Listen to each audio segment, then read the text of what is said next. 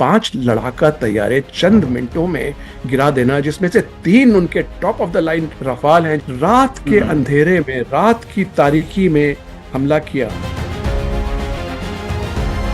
अस्सलाम वालेकुम नाजरीन, मैं हूं मराहिल सरफराज। रात गए भारत की जानिब से की जाने वाली बुज़दिलाना कार्रवाई में पाकिस्तान के मासूम शहरियों और मसाजिद को निशाना बनाया गया।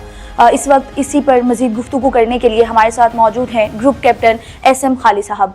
सर बताइएगा, रात गए भारत की जानिब से जो पाकिस्तान पर हमला किया गया, उसके बाद पाक फौज की जानिब से भरपूर जवाबी कार्रवाई की गई, और अगर जो इब्तदाई जो मालूमात हैं उसकी बात की जाए तो उसके मुताबिक अगर भारत की जानिब से पाकिस्तान के जो है वो 9 ठिकानों को तबाह किया गया, तो पाकिस्तानी फौज ने भी भरपूर जवाबी कार्रवाई करते हुए भारत के तकरीबन 15 ठिकानों को तबाह कर दिया है। कैसे देखते हैं इस सूरत हाल को, क्या कहेंगे? देखिए, आप ही के तवज्जुह से और दूसरी चैनल्स पे भी मैं ये कहता रहा कि इंडिया ऐसी गलती ना करे, और अगर गलती उसने की तो उसको बहुत बुरी मार पड़ेगी।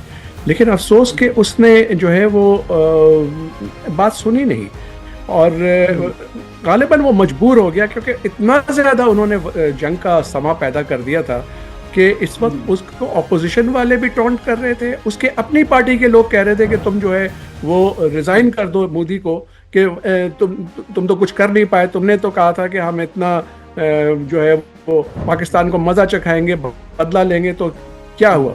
तो इसलिए उसको जो है वो करना पड़ा। लेकिन क्या किया उसने?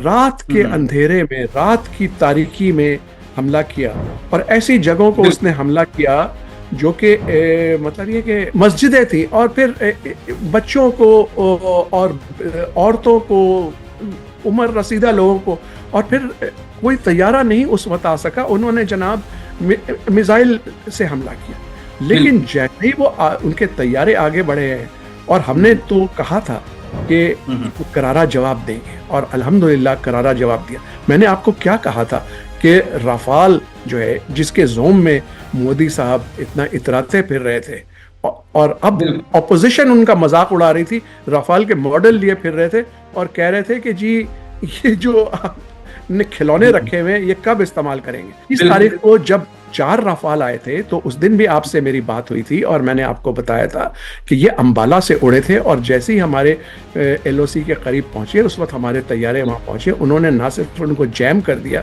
बल्कि हमारे PL-15 मिसाइल्स ने उनको निशाने पे ले लिया। वो इतना घबराए कि घबराहट में वो इमरजेंसी में श्रीनगर पे लैंडिंग कर गए थे, और उसी के ऊपर उनके vice chief of air staff को, 3 स्टार जनरल को, एयर वाइस मार्शल साहब को, सॉरी एयर मार्शल साहब को फारिग कर दिया गया था। तो इसलिए अब जो है उन्होंने फिर भी सबक नहीं सीखा, उन्होंने फिर भी जो है आगे बढ़े, और अल्हम्दुलिल्लाह, क्योंकि पाकिस्तान की कौम, पाकिस्तान की अवाम, पाकिस्तान की क़यादत और पाकिस्तान के शाहीन, सेलर, एयरमैन सब एक सफ़े पे हैं, और सबका एक ही नारा है, शहादत या गाजी।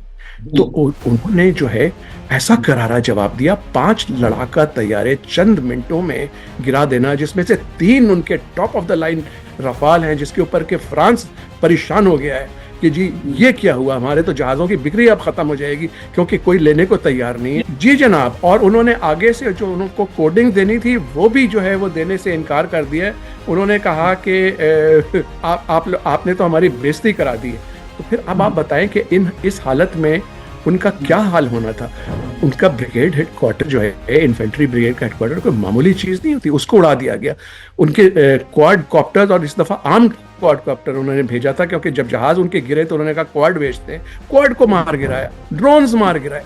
तो उसके पास छुपने को जगह नहीं है, और पाकिस्तान ने ये कहा था कि हम उधार नहीं रखते, हम आपको ऐसा सबक सिखाएंगे, और वो सबक हमने सिखा दिया है। अब अगर अभी भी वो सबक नहीं सीखा है तो माफ़ कीजिएगा, फिर अब इसके बाद तबाही है, क्योंकि पाकिस्तानी कौम का ये दावा है कि जिस दुनिया में पाकिस्तान नहीं तो उसमें वो दुनिया ही नहीं रहेगी, और हमने चूड़ियाँ नहीं पहनी। सर मुझे ये बताइएगा कि जैसे पाकिस्तान की जो अफवाज हैं उनकी जानिब से रात गए भरपूर जवाबी कार्रवाई की गई, और भारत को जो है वो काफ़ी नुकसान भी पहुंचा। क्या समझते हैं कि मुस्तकबिल में क्या होगा? क्या दोबारा से पाकिस्तान की जानिब से कोई दोबारा भारत की तरफ हमला किया जा सकता है, या क्या सूरत हाल मुस्तकबिल में होती देख रहे हैं? देखिए, पाकिस्तान ने जो उनको सबक सिखाना था, आप सोचिए सिर्फ कि सिर्फ जो एयरफोर्स को जो नुकसान हुआ है, भारतीय एयरफोर्स की बात कर रहा हूँ, एक रफाल की कीमत है $300 मिलियन, जो सबसे महंगे जहाज उन्होंने अब तक खरीदे थे। और तो 3 को आप 300 से मल्टीप्लाई करें तो 900 मिलियन। उसके अलावा MiG-29, Su-30, यानी कि $1 बिलियन का उनको जो है हर्जाना पड़ गया एक ही मुकाबले में। ब्रिगेड हेडक्वार्टर और जो उनकी जाने गई हैं, और जो उनका एक फौजी चेक पोस्ट पे आप देख रहे होंगे कि उन्होंने सफ़ेद झंडा लहरा दिया है। तो ये इसके बाद जो है पाकिस्तान तैयार है। पाकिस्तान ने कह दिया है कि इससे ज़्यादा होगा और फिर हम नहीं रोकेंगे, और ये दुनिया को भी बावर करा दिया है। लेकिन अब वास्ता हमारा पड़ा है एक पागल, जुनूनी और इंतहा पसंद दुश्मन से। वो कुछ भी कर सकता है अपनी जो है इज्जत की खातिर, लेकिन उसकी इज्जत जो है वो खाक में मिल चुकी है। बहरहाल हम तैयार हैं, और मुझे उम्मीद है कि अब भारत की अपनी अवाम, क्योंकि 3 जर्नलों ने उसके इस्तीफा दे दिया, जो उनके जो रॉ के कागजात थे उसको लीक किसने किया है, उनके अपने जर्नलों ने। कोई हमारा स्पाई को हमें भेजने की जरूरत नहीं पड़ी, उनके जर्नलों ने लीक कर दिया कि ये रॉ का प्लान था जो पहलगाम में हुआ 22 अप्रैल को। तो अब ये देखिए ना कि ये कुदरत की तरफ से हो रहा है, ये मुकाफात अमल है। अब अगर मोदी अभी भी नहीं समझा है तो फिर कभी नहीं समझेगा।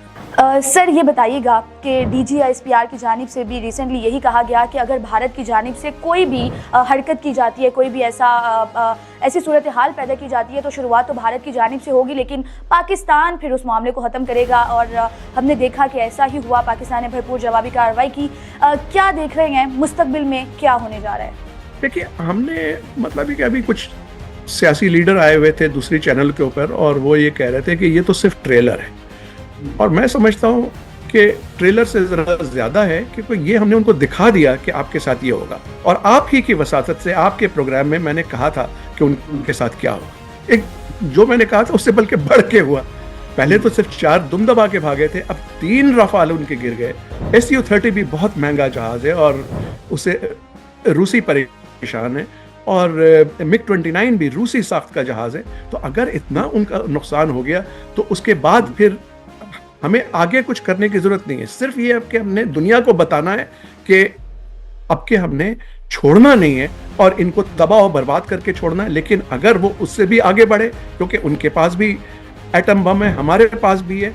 और दूसरी बात, मैं आपके प्रोग्राम के तवज्जुह से बताना चाहता हूं कि भारत के पास और पाकिस्तान के पास, दोनों के पास सेकेंड स्ट्राइक कैपेबिलिटी है। अब आपके नाजरीन पूछना चाहेंगे कि सेकेंड स्ट्राइक कैपेबिलिटी क्या है। सेकेंड स्ट्राइक कैपेबिलिटी ये है कि अगर वो एक न्यूक्लियर हमला करता है तो हमारे पास वो हथियार है, और इस किस्म के हथियार है एरियल, सबमरीन और ज़मीन से और सरफेस से, कि हम उसको दोबारा हमला करेंगे, और दोबारा हमला फिर ऐसा करेंगे कि वो जिंदा नहीं रहेगा। तो अब आप सोच लें कि सेकेंड स्ट्राइक कैपेबिलिटी के साथ उसको आगे बढ़ना चाहिए या नहीं बढ़ना चाहिए, या दुनिया को अब आ जाना चाहिए और ये कहना चाहिए कि भाई बस करो, ख़त्म करो।